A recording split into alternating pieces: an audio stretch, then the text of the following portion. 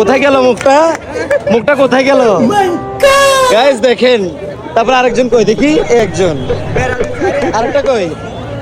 আপু আপনার মুখটা কোথায় গেল? এদিকে আসেন দেখি, আপনার মুখটা একটু দেখেন না।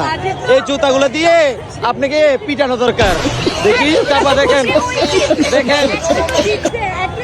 আল্লাহ, আপুর চোখে পানি চলে আসছে। আপু বলছি কাপ জেসপেন নিবে। গাইস আমাদের ফ্রেন্ড একটা খুবই কান্না করতেছে, রিয়া। সমস্যা নাই, আগামীবার তোমরা কাপ নিবে, ঠিক আছে রিয়া? তোমার রিয়া প্রচুর আপসেট। আর নিপু থেকে বড় চাপাবাজ। দেখি গাইস আজকে আমি অনেক খুশি, অনেক খুশি, এত খুশি যেটা বলার মতো না। এই কারণে খুশি কারণ আজকে স্পেন জিতছে, এটার কারণে। আর মূলত আমার সাথে আমার কিছু ফ্রেন্ড সার্কেল আসছে আজকে সিআরবিতে খেলা দেখার জন্য।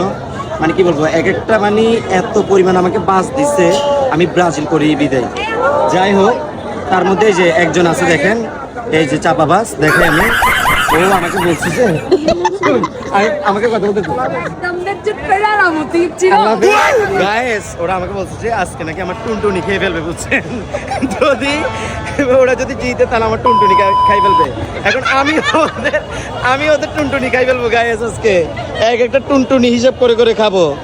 এই যে ভাইয়া, মুখটা কোথায় গেল আপনার? হ্যাঁ, ডিম আমার জন্য বলে ডিম আনছেন, ডিম মারবেন আমাকে। আল্লাহ, এগুলো লজ্জা শরম কিছু নাই দেখেন। তারপরে আসিছি লজ্জা শরম নাই, এগুলো লজ্জা শরম নাই দেখেন, একটা লজ্জা শরম নাই। বড় বড় কথা বলছে, একটা লজ্জা শরম নাই। আল্লাহ কোথায়।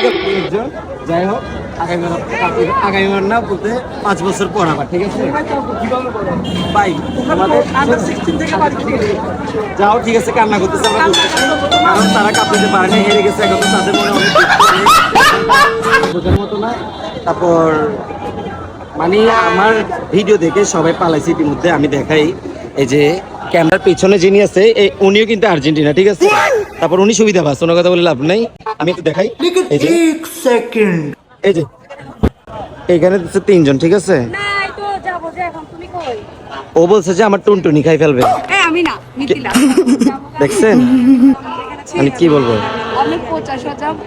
ওদের এত বড় চাপা, ওদের চাপার জোরে কেউ পারবেন না, বুঝছেন?